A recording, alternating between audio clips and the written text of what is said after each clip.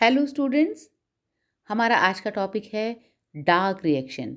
आज हम फोटोसिंथेसिस के डार्क रिएक्शन के बारे में पढ़ेंगे। जैसा कि हम सभी जानते हैं कि जो पूरा प्रकाश संश्लेषण का प्रोसेस है वो 2 स्टेप्स में होता है, light reaction and dark reactions. Light reaction में लाइट और वाटर से एटीपी और एनएडीपीएच का निर्माण होता है जो थाइलेकॉइड के ग्रेनम में होता है, जिसे हम लाइट रिएक्शन कहते हैं और जिसे हमने प्रीवियस लेक्चर्स में पढ़ा। आज हम बात करेंगे डार्क रिएक्शन के बारे में जो हमारे क्लोरोप्लास्ट के स्ट्रोमा रीजन में होती है और यहाँ पर कार्बन डाइऑक्साइड और साथ ही साथ लाइट रिएक्शन में बने हुए एटीपी और एनएडीपीएच की मदद से ग्लूकोज का निर्माण होता है, जिसे हम डार्क रिएक्शन कहते हैं। उसके बारे में पढ़ेंगे। Dark reaction, the light independent reactions of photosynthesis are chemical reactions that convert carbon dioxide and other compound into glucose. Dark reaction एक लाइट इंडिपेंडेंट रिएक्शन है। प्रकाश संश्लेषण की वो रिएक्शन ऐसी केमिकल रिएक्शंस जो कि कार्बन डाइऑक्साइड को एब्जॉर्ब करती है, उसका फिक्सेशन करती है और ग्लूकोज का निर्माण करती है, उसे हम डार्क रिएक्शन कहते हैं। These reactions occur in the stroma, the fluid-filled area of chloroplast outside the thylakoid membrane. Chloroplast के स्ट्रोमा रीजन में डार्क रिएक्शंस होंगी और जो थाइलेकॉइड के ग्रेनम रीजन के अंदर लाइट रिएक्शन होती हैं और स्ट्रोमा रीजन है वहां पर dark reaction. These reactions take the products ATP and NADPH of light dependent reaction. अब जो हमारी लाइट रिएक्शन थी जिसके अंदर एटीपी और एनएडीपीएच का निर्माण हुआ था, उन एटीपी और एनएडीपीएच की मदद से ग्लूकोज का निर्माण होता है डार्क रिएक्शन के अंदर। In 1961, Nobel Prize in Chemistry was awarded to the Russian-born American scientist Melvin Kelvin.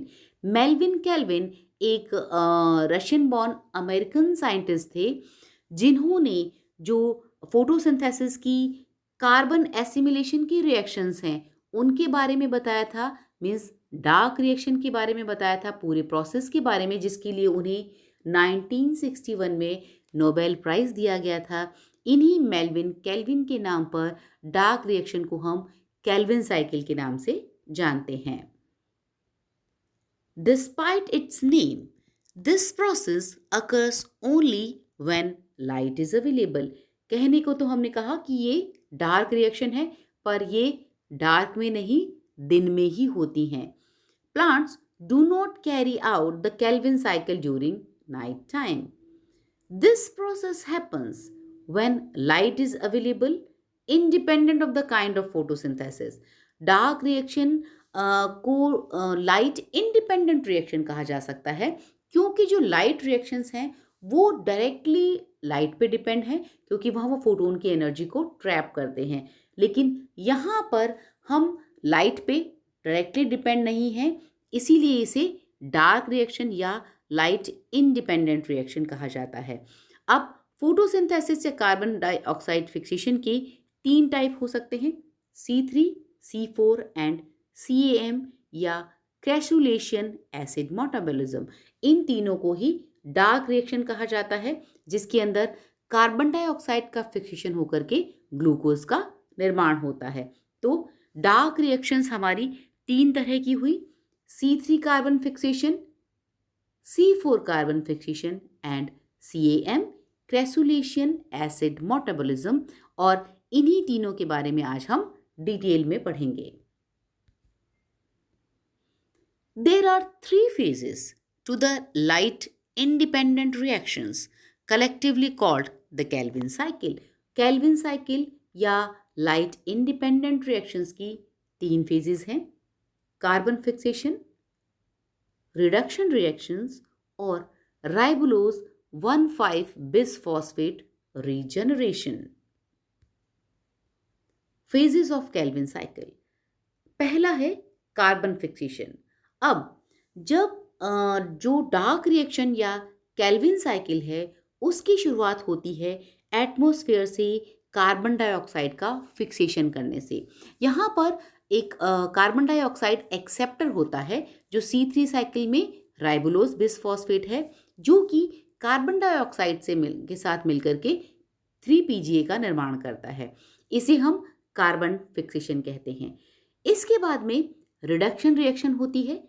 Light reaction में जो NADPH फॉर्म हुए हैं उनकी हेल्प से SPGA का रिडक्शन होगा और साथ ही साथ रीजनरेशन ऑफ RUBP जो राइबोलोज बिसफॉस्फेट कार्बन डाइऑक्साइड एक्सेप्टर का काम कर रहे हैं उनका पुनर्निर्माण होता है। तो इस तरीके से जो केल्विन साइकिल है इसका पूरा चक्र चलता है।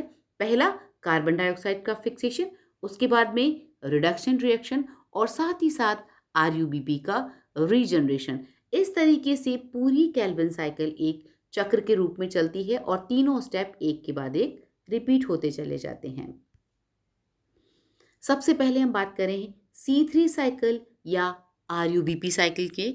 यहाँ पर जो राइबोलोज बिसफॉस्फेट है वो एटमॉस्फेयर से कार्बन डाइऑक्साइड को एक्सेप्ट करता है जिसे कार्बोक्सिलेशन रिएक्शन कहते हैं और 3 फॉस्फोग्लिसरेट बनाता है जो कि एक 3 कार्बन का कंपाउंड है, इसीलिए इसे C3 साइकिल कहा जाता है।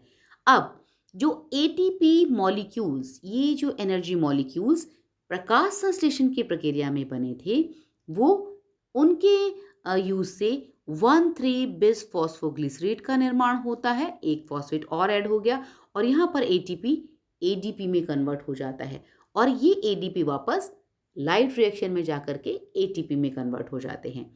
अब 1,3 बिस फॉस्फोग्लिसरेट में रिडक्शन रिएक्शन होगा और रिडक्शन के लिए NADPH जो लाइट रिएक्शन में बने थे उनको काम में लिया जाता है और ग्लिसरैल्डिहाइड 3 फॉस्फेट G3P का निर्माण होता है।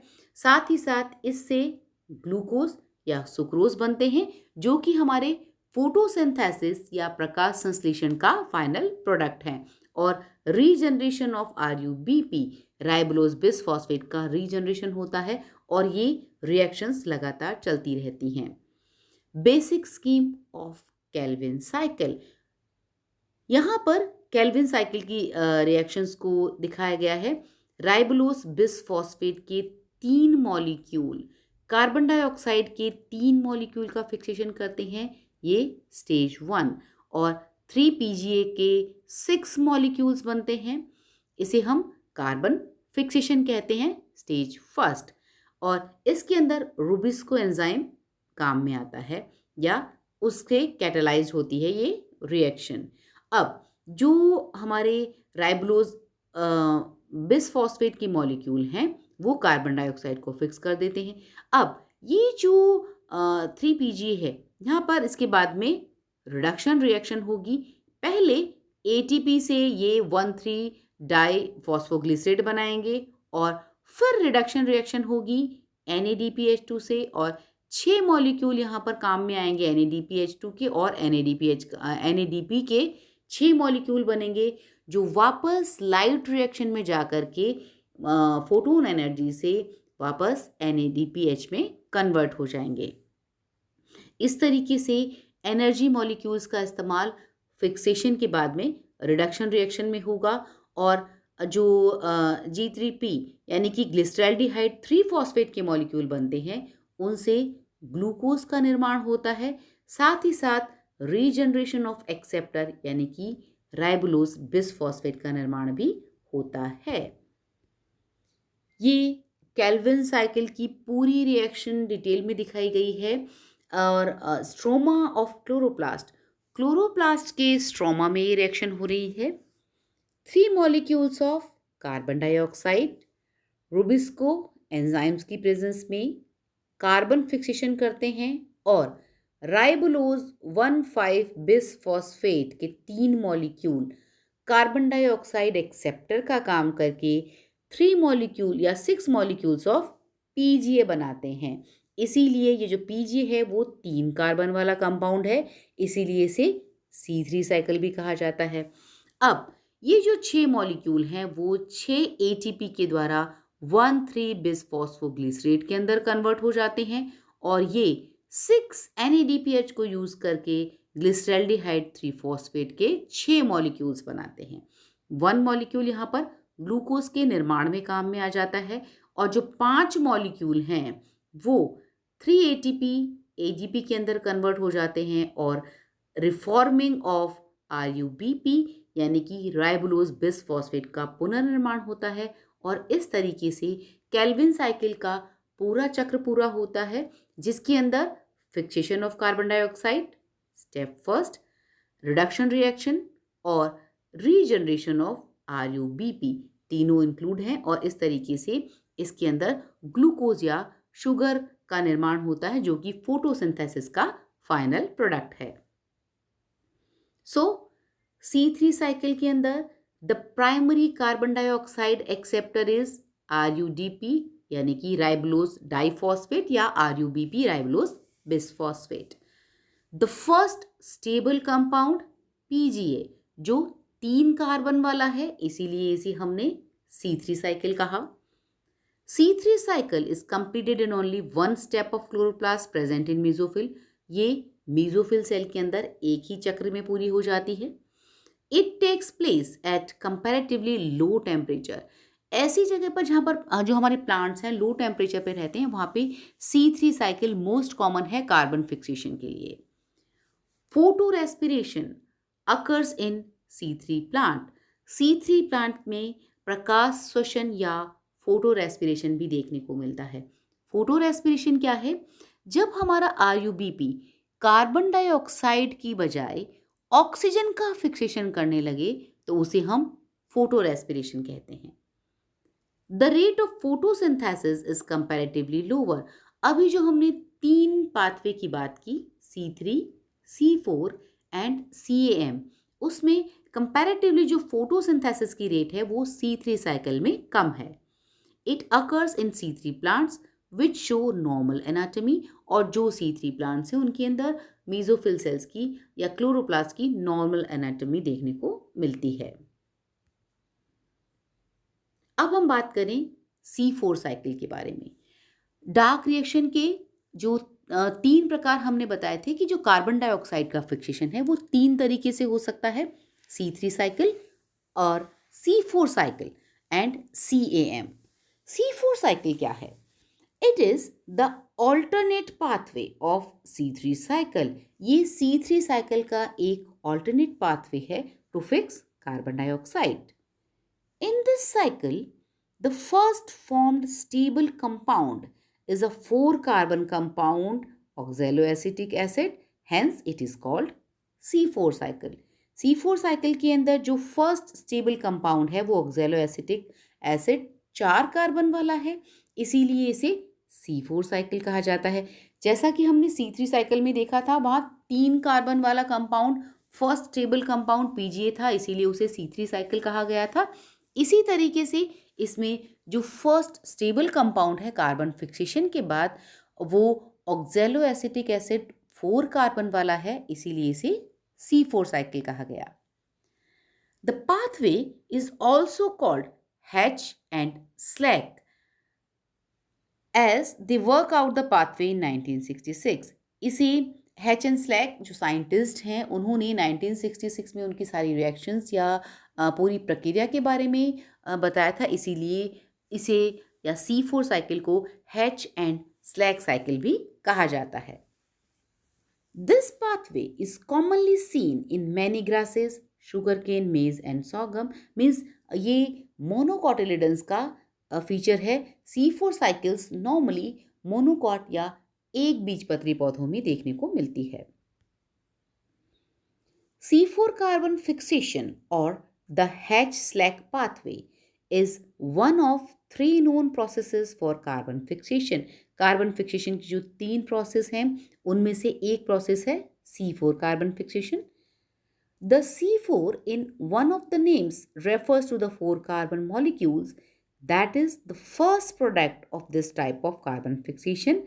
C3 की तरह ही यहाँ पर भी फर्स्ट प्रोडक्ट में कितने कार्बन मॉलिक्यूल है उसके आधार पर इसका नाम C4 साइकिल है क्योंकि यहाँ पर जो फर्स्ट स्टेबल कंपाउंड बनता है वो ऑक्सैलोएसिटिक एसिड 4 कार्बन का कंपाउंड है।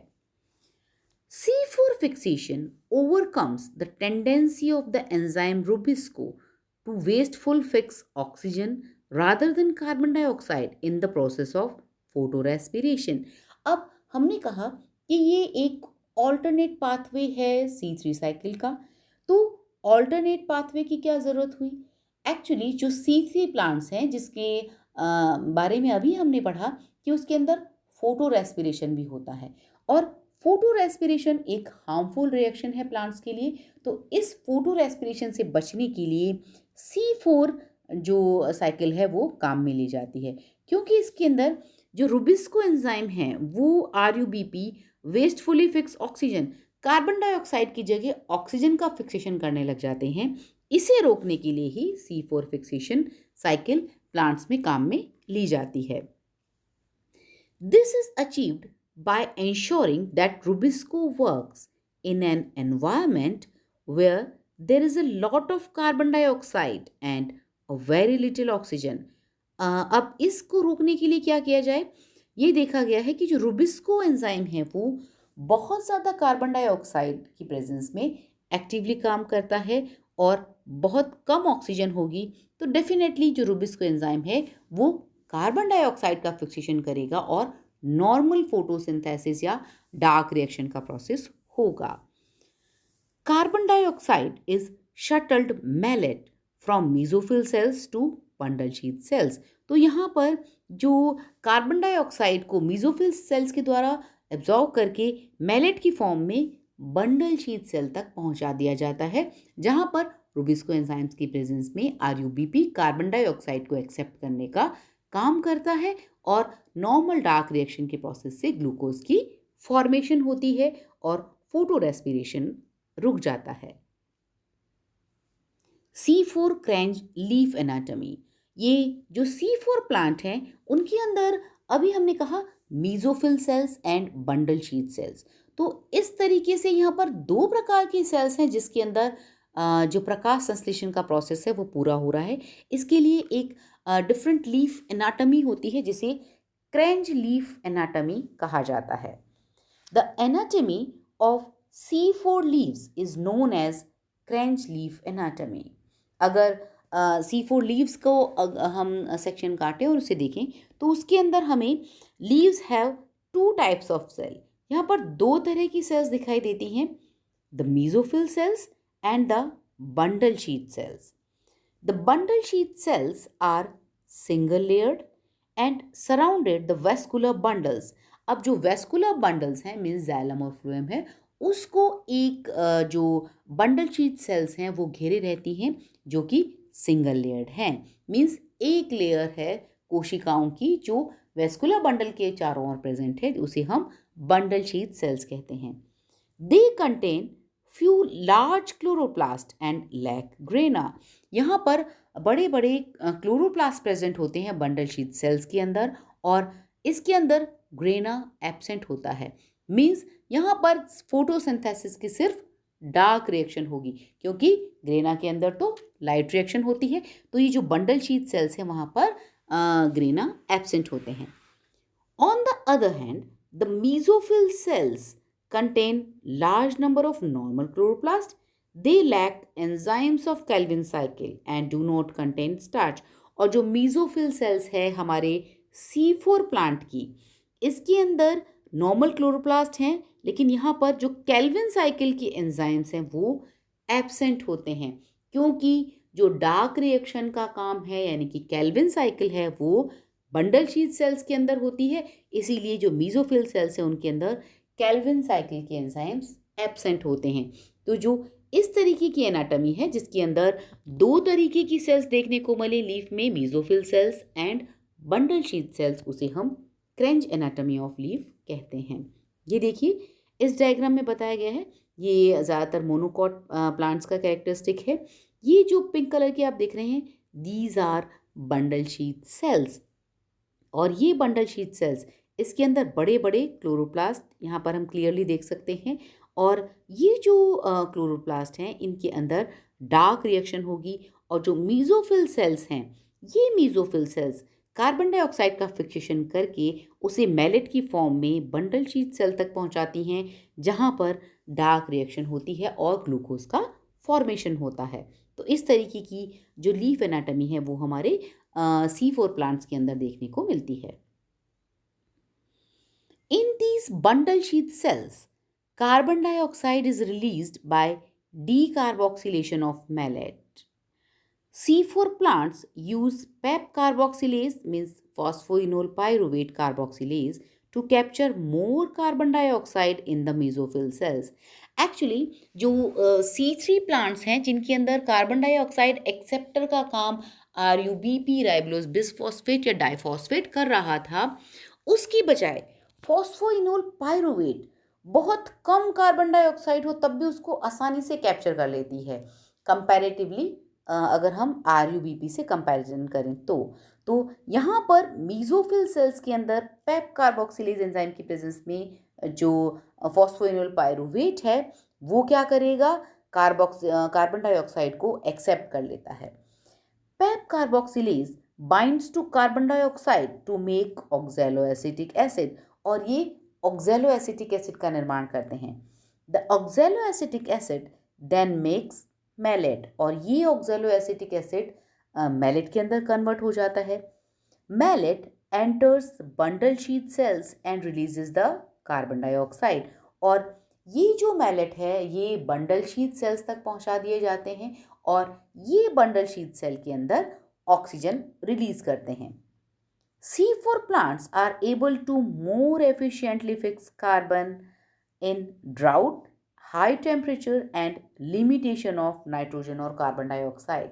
Means ऐसे जो environment है जहाँ पर ड्राउट कंडीशन है, टेम्परेचर बहुत ज़्यादा है और कार्बन डाइऑक्साइड की कमी है, ऐसे एनवायरनमेंट में जो C4 प्लांट हैं या जो वो मोर एफिशिएंटली हमारे कार्बन डाइऑक्साइड को एब्जॉर्ब करके डार्क साइकिल के द्वारा ग्लूकोज का निर्माण कर सकती है, क्योंकि जो C3 साइकिल है वहाँ पर RUBP इतनी एफिशिएंट नहीं होती है या फिर कम कार्बन डाइऑक्साइड की प्रेजेंस में इतनी एफिशिएंटली काम नहीं कर सकती जितना कि पेप कार्बोक्सिलेज मीन्स जो फॉस्फोइनोल पायरुवेट है वो ज़्यादा आसानी से कैप्चर करती है कार्बन डाइऑक्साइड को, और ये ऑक्सैलोएसिटिक एसिड के फॉर्म में अपना फर्स्ट स्टेबल प्रोडक्ट देती है और बाद में ये मैलेट का निर्माण करते हैं और मैलेट बंडल शीथ सेल तक ट्रांसफ़र कर दिए जाते हैं, जहां पर ये कार्बन डाइऑक्साइड रिलीज कर देते हैं और इस कार्बन डाइऑक्साइड को नॉर्मल केल्विन साइकिल के थ्रू ग्लूकोज में कन्वर्ट कर लिया जाता है। तो ये एक तरीके का एडेप्टेशंस है हाई टेम्परेचर, ड्राउट कंडीशन और कम कार्बन डाइऑक्साइड की प्रेजेंस में भी फोटोसिंथेसिस की रेट अधिक कैसे की जाए।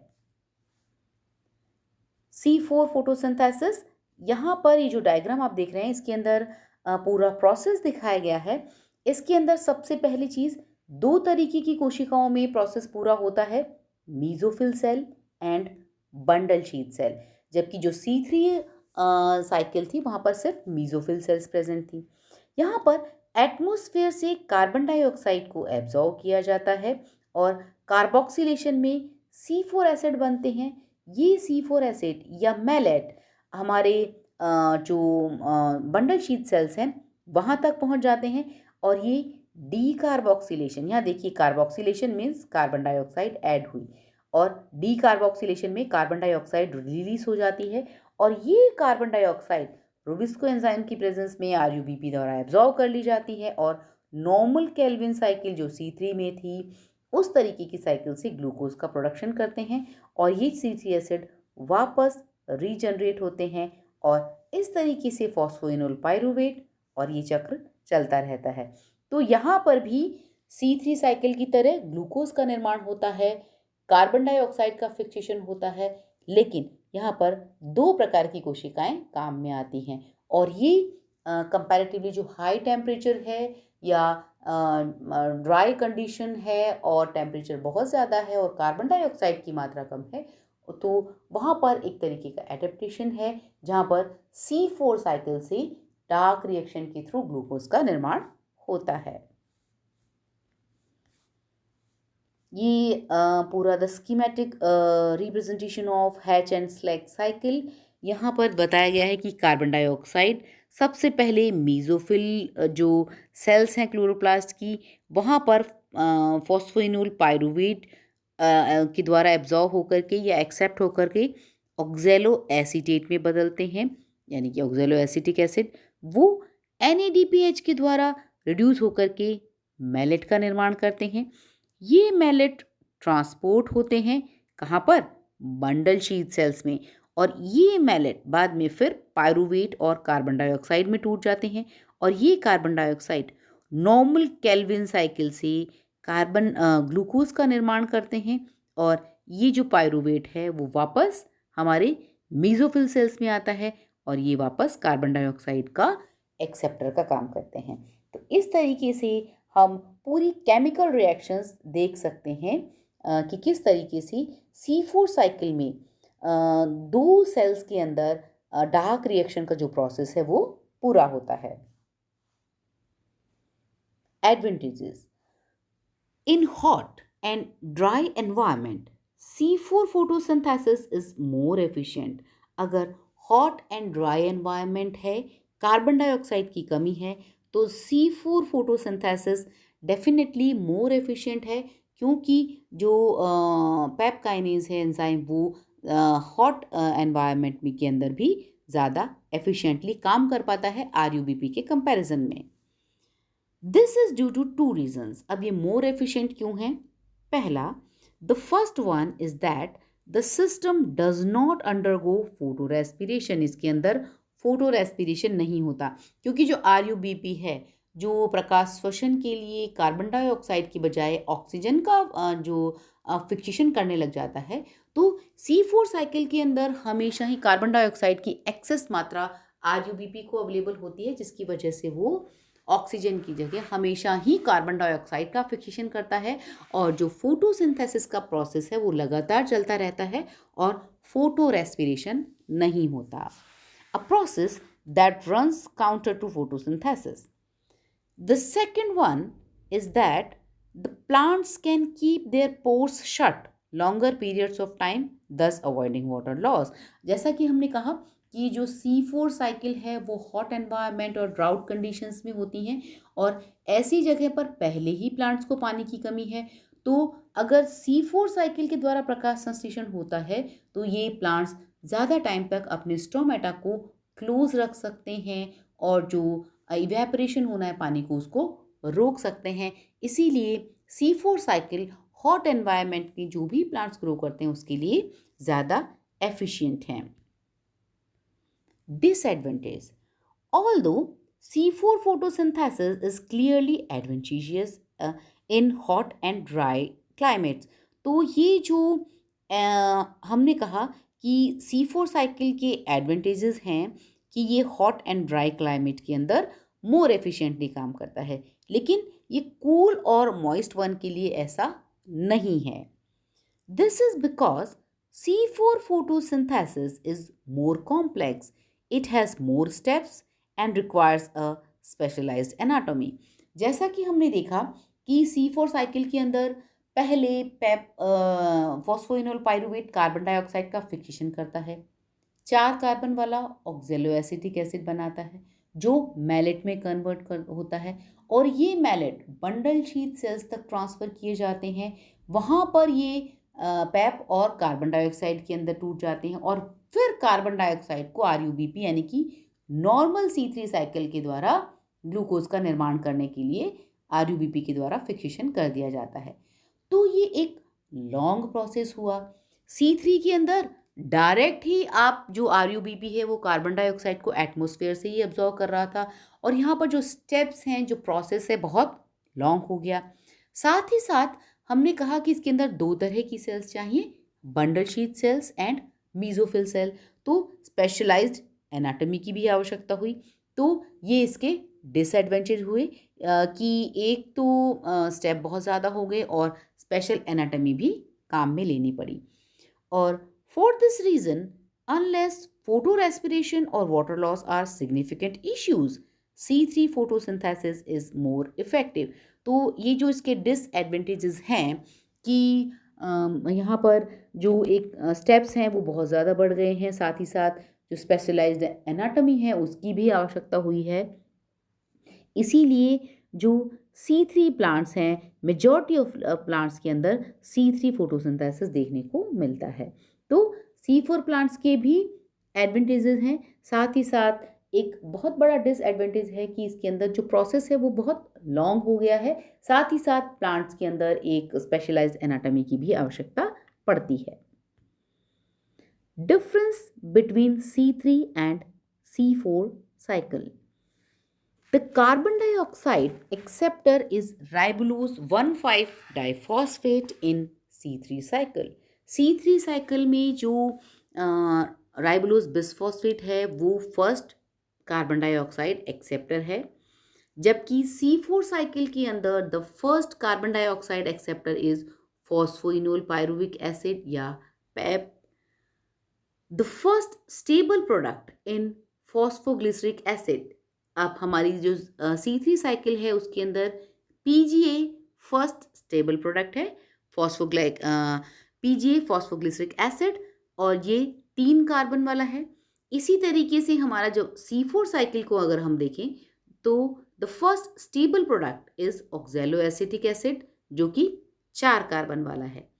C3 साइकिल के अंदर एंजाइम कैटालाइजिंग कार्बोक्सिलेशन इज रूबिस्को और कार्बोक्सी डाइम्यूटेज, और इसी तरीके से हमारे जो एंजाइम है C4 साइकिल के अंदर वो है phosphoenol pyruvate carboxylase. Phosphorespiration occurs in C3 cycle. C3 cycle के अंदर फोटो रेस्पिरेशन देखने को मिलता है, जबकि C4 साइकिल के अंदर फोटो रेस्पिरेशन एब्सेंट होता है। Optimum temperature is 10 to 25 degree centigrade in C3 cycle, जबकि optimum temperature is 30 to 45 degree centigrade in C4 cycle. Means जो एंजाइम है C3 साइकिल के जो डार्क रिएक्शन के लिए रिस्पॉन्सिबल हैं वो 10 to 25 डिग्री सेंटीग्रेड में ऑप्टिमम या मैक्सिमम काम करते हैं, जबकि C4 साइकिल के जो एंजाइम्स हैं वो 30 to 45 डिग्री टेम्परेचर पर भी एक्टिव रहते हैं। तो ये हॉट एरिया के अंदर जो भी प्लांट्स पाए जाते हैं जहाँ की टेम्परेचर बहुत ज़्यादा है वहाँ पर C4 cycle is more efficient. अब डार्क रिएक्शन का थर्ड प्रकार, crassulacean acid metabolism. Crassulacean acid metabolism also known as CAM photosynthesis. It is a carbon fixation pathway that evolved in some plants as an adaptation to arid condition.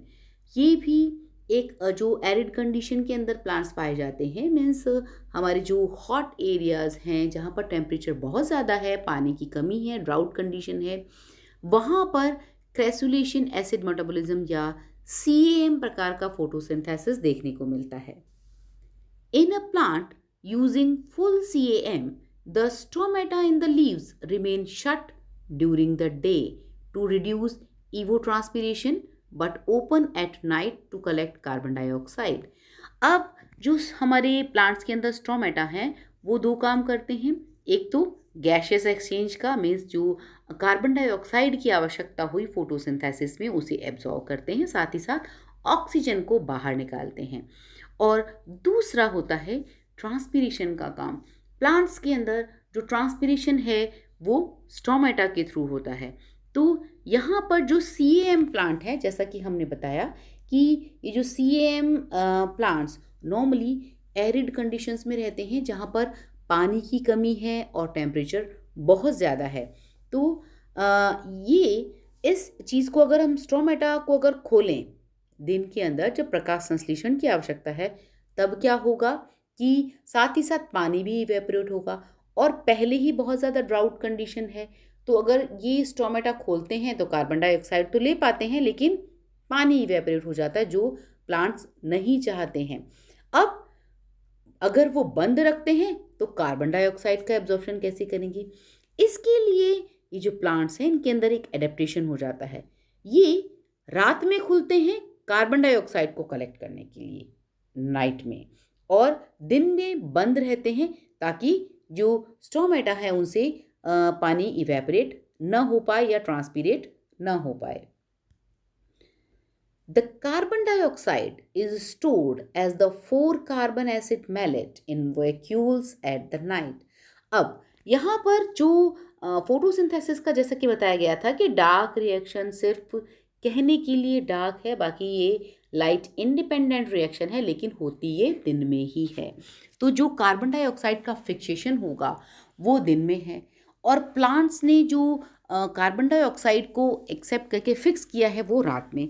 तो जो carbon dioxide है यहाँ पर store कर ली जाती है।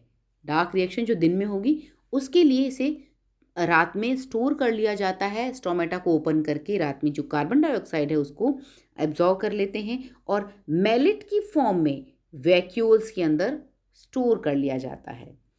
And then in the day time the malate is transported to chloroplast where it is converted back to carbon dioxide. अब ये जो मेलेट है वो डे टाइम में वैक्यूल से निकल करके क्लोरोप्लास्ट को ट्रांसफ़र कर दी जाती है और वहाँ पर ये कार्बन डाइऑक्साइड में कन्वर्ट हो जाती है।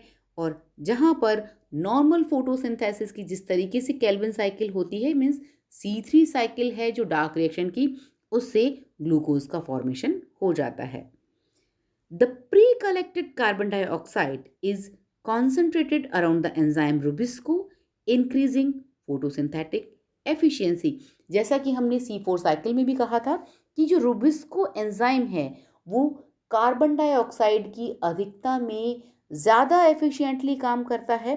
तो ये जो कार्बन डाइऑक्साइड को कॉन्सेंट्रेट कर देते हैं कहाँ पर, रुबिस्को एंजाइम के चारों ओर, जिसकी वजह से ये जो RUBP है वो कार्बन डाइऑक्साइड को एक्सेप्ट करता है और नॉर्मल C3 साइकिल से ग्लूकोज का निर्माण मोर एफिशिएंटली कर पाता है। This metabolism was first studied in the plants of Crassulaceae family.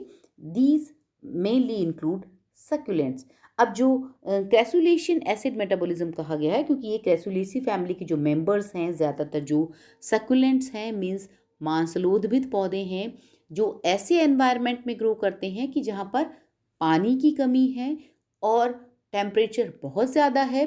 दिन में अगर स्टोमेटा को ओपन किया जाए तो पानी के इवेपोरेट होने या ट्रांसपीरेट होने की संभावना है, इसीलिए दिन में स्टोमेटा क्लोज रखते हैं और रात में जब टेम्परेचर कंपैरेटिवली कूल है, ट्रांसपीरेशन नहीं होगा, तब उस वक्त ये स्टोमेटा को खोलकर एटमॉस्फेयर से कार्बन डाइऑक्साइड को एक्सेप्ट करके रात में मेलेट की फॉर्म में वैक्यूल्स में सेव कर लेते हैं और दिन में इन्हें क्लोरोप्लास्ट के अंदर ट्रांसफ़र कर देते हैं, where it is converted back to the carbon dioxide which is then used during photosynthesis। और फिर ये कार्बन डाइऑक्साइड दिन में फोटोसिंथेसिस के काम में आ जाती है। तो इस तरीके से जो हमारे CAM साइकिल की प्लांट हैं वो दो टाइमिंग में काम करते हैं। जैसा कि हमने C4 में देखा, दो तरीके के बंडल्स थे, मीजोफिल सेल्स वाले और बंडल शीट सेल्स। तो दो तरीके की सेल्स हो गई वहाँ पर। तो और यहाँ पर टाइमिंग दो हो गए, 2 times of the day photosynthesis हमारा कंप्लीट हो रहा है। पहला, नाइट में carbon dioxide is stored at night और ऑर्गेनिक एसिड या मेलेट के फॉर्म में वैक्यूल्स में सेव हो गई और दिन के अंदर वो वापस कार्बन डाइऑक्साइड में कन्वर्ट होती है और केल्विन साइकिल की काम में आ जाती है जहाँ पर ग्लूकोज का निर्माण होता है and use during the day time. तो इस तरीके से हम जो CAM पाथवे है या क्रैसुलेशन एसिड मेटाबॉलिज्म है उसके अंदर देख सकते हैं कि जो पूरा प्रोसेस है डार्क रिएक्शन का वो नाइट और डे 2 टाइमिंग्स के अंदर होगा। यहाँ पर सिर्फ एक प्रकार की सेल्स हैं, मीजोफिल सेल्स, और यहाँ पर भी जो पैप है यानी कि फॉस्फोइनोल पायरुवेट है वो पैप काइनेज की प्रेजेंस के अंदर C4 एसिड या मेलेट का निर्माण करते हैं। ये मेलेट डे में नॉर्मल C3 पाथवे से यानी कि C3 जो साइकिल है उससे ग्लूकोज का निर्माण करते हैं और पैप और कार्बन डाइऑक्साइड तो रुबिस्को या RUBP द्वारा एब्जॉर्ब हो जाती है और पैप वापस हमारे जो सेल्स हैं मीजोफिल सेल्स वहाँ पर रात को कार्बन डाइऑक्साइड एक्सेप्टर के रूप में काम करता है। तो इस तरीके से हमने देखा कि जो CAM pathway of carbon dioxide fixation है वहाँ पर भी टाइमिंग दो है, रात और दिन। Comparison of C4 and CAM plants. जो C3 फोटोसिंथेसिस के जो डार्क रिएक्शंस की टाइप हैं वो नॉर्मल प्लांट्स के अंदर पाई जाती है, लेकिन हॉट जो एनवायरनमेंट में या ड्राउट कंडीशन के अंदर, एरिड कंडीशंस के अंदर प्लांट्स हैं उसमें दो तरीके के एडेप्टेशंस देखने को मिलते हैं, C4 एंड CAM। अगर हम इन दोनों का कंपैरिजन करें तो हम जो C4 प्लांट्स हैं यहाँ पर दो तरह की कोशिकाएं देख सकते हैं, mesophyll cells and bundle sheath sales. जबकि यहाँ पर जो मीजोफिल सेल्स हैं इनके अंदर C4 पाथवे काम में आता है और कैल्विन साइकिल यानी कि नॉर्मल C3 साइकिल से ग्लूकोज का निर्माण होता है बंडल शीथ सेल्स के अंदर। और जबकि CAM प्लांट्स के अंदर है तो एक ही कोशिका, यहाँ पर दो सेल्स नहीं है, मीजोफिल सेल्स और बंडल सेल्स, यहाँ पर सिर्फ एक ही मीजोफिल सेल के अंदर मतलब एक ही प्रकार की कोशिकाओं के अंदर पूरा प्रोसेस पूरा होता है, लेकिन ये नाइट और डे दो प्रकार की टाइमिंग है। यहाँ पर सेल्स तो कौन सी हैं, सिर्फ मीजोफिल सेल्स, लेकिन टाइमिंग नाइट और डे। नाइट में ये कार्बन डाइऑक्साइड के फिक्सेशन का काम करते हैं और दिन में ये इस फिक्स की हुई कार्बन डाइऑक्साइड से नॉर्मल केल्विन साइकिल या C3 साइकिल के दौर से ग्लूकोज का निर्माण कर लेते हैं। CAM वर्सेस C4 फोटोसिंथेसिस, इनके अंदर कुछ सिमिलैरिटीज और कुछ डिफरेंसेस हैं, उनके बारे में हम बात करते हैं। Similarities, both are a response to arid condition. जैसा कि हमने कहा कि जब टेम्परेचर बहुत ज़्यादा है, हॉट एनवायरनमेंट है, एरिड कंडीशन है, ड्राउट कंडीशन है जहाँ पर पानी की कमी है और कार्बन डाइऑक्साइड की भी कमी है, तब ऐसी कंडीशन में दो प्रकार के एडेप्टेशंस देखने को मिले, C4 एंड CAM। तो दोनों ही क्या हुए, एक तरीके से रेस्पॉन्स है किसका, एडवर्स कंडीशन या एरिड कंडीशन का। तो ये जो एडेप्टेशन के थ्रू C3 साइकिल से ऑल्टरनेट पाथवे ढूंढे गए उसके प्रकार हो गए CAM और C4 photosynthesis. Both use water more efficiently than C3 plants. ये वाटर को बहुत ज़्यादा अच्छे तरीके से काम में लेते हैं, मोर एफिशिएंटली काम में लेते हैं, क्योंकि पहले से ही ये ड्राउट कंडीशन में है, एनवायरनमेंट भी हॉट है, तो यहाँ पर जो वाटर है वो एफिशिएंटली काम में लिया जाता है।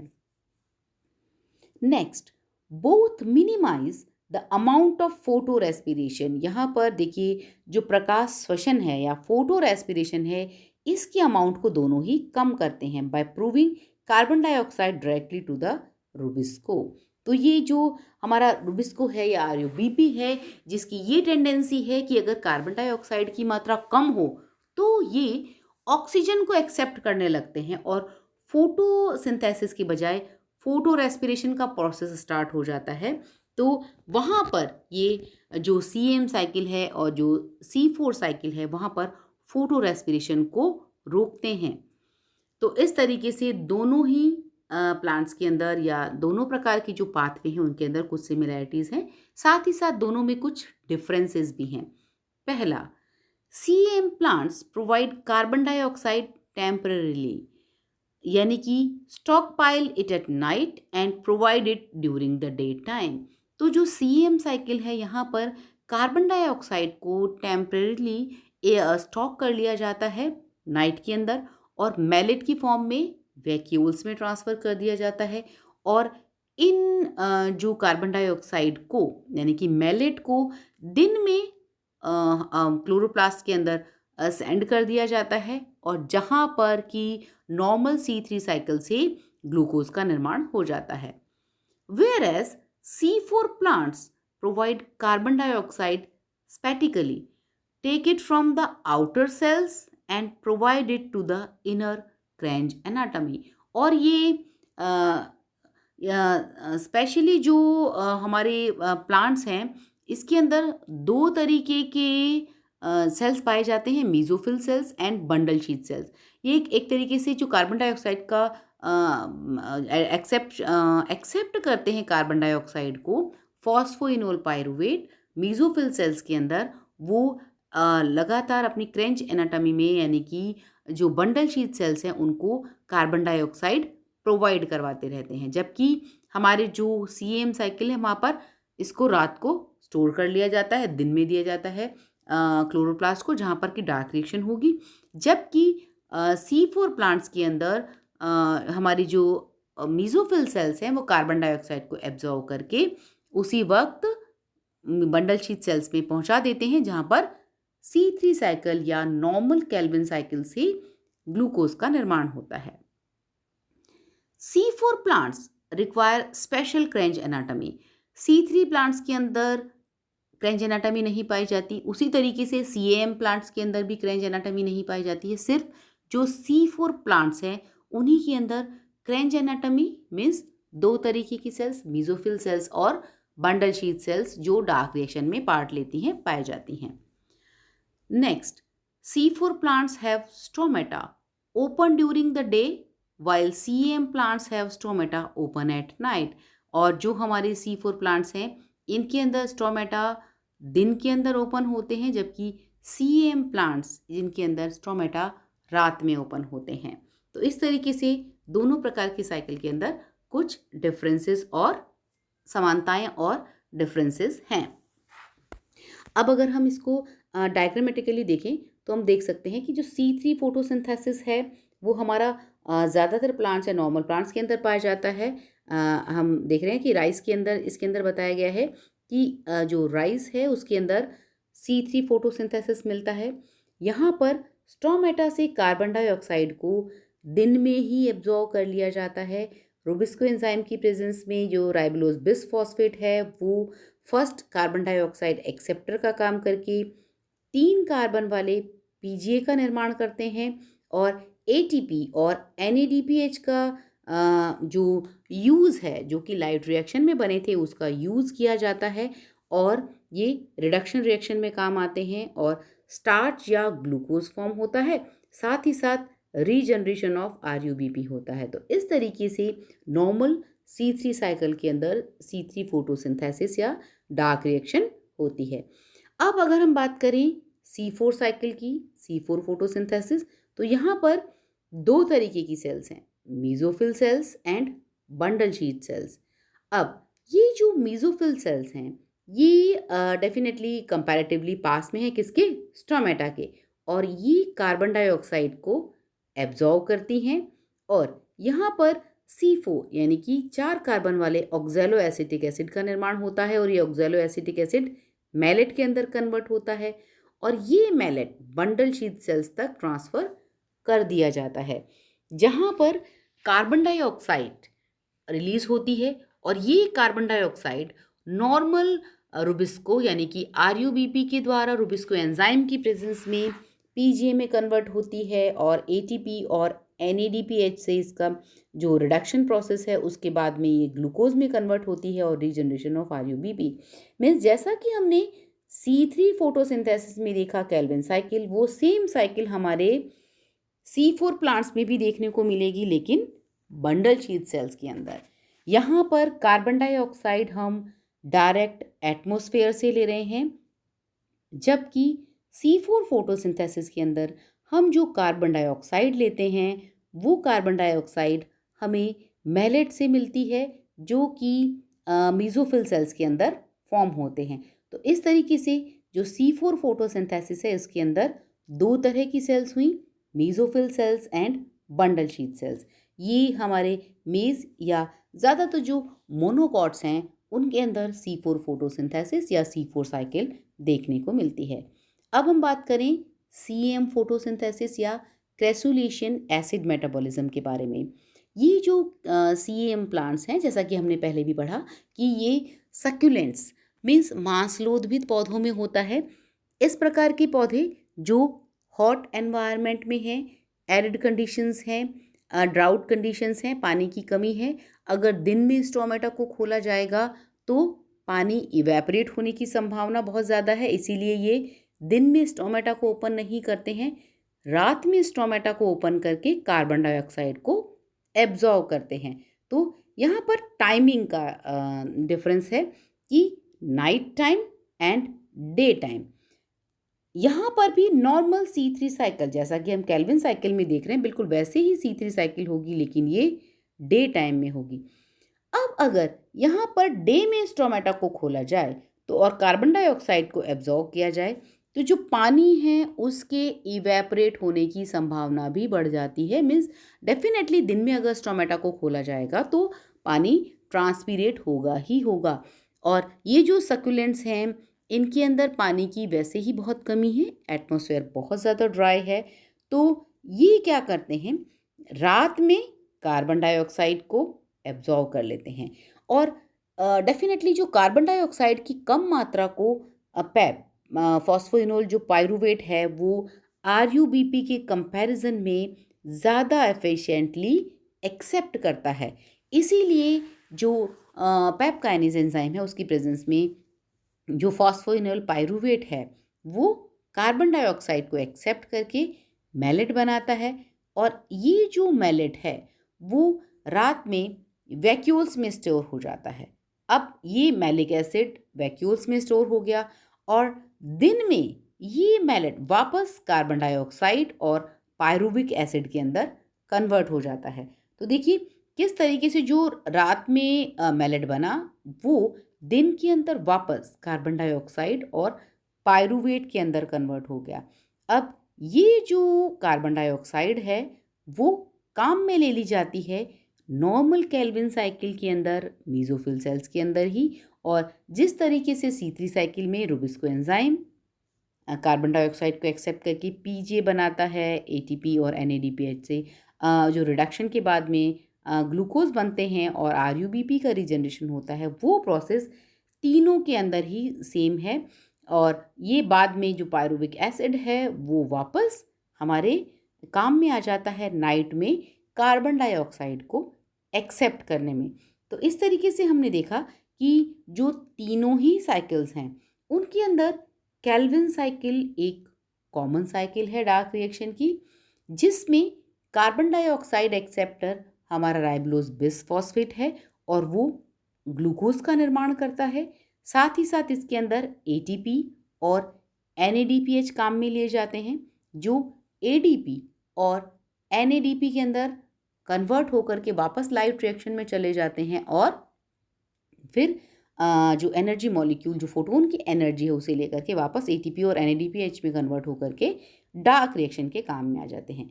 तो इस तरीके से जो हमारा फोटोसिंथेसिस का फाइनल स्टेप है, प्रकाश संश्लेषण के अंदर ग्लूकोज का निर्माण, वो डार्क रिएक्शन में देखने को मिलता है और 3 तरीके से बना, C3 photosynthesis, C4 photosynthesis and CAM photosynthesis. So students, आज हमने बात की डार्क रिएक्शन के बारे में और डार्क रिएक्शन के तीनों प्रकार, C3 पाथवे, C4 पाथवे और CAM pathway. So this is all about today's lecture. Thank you.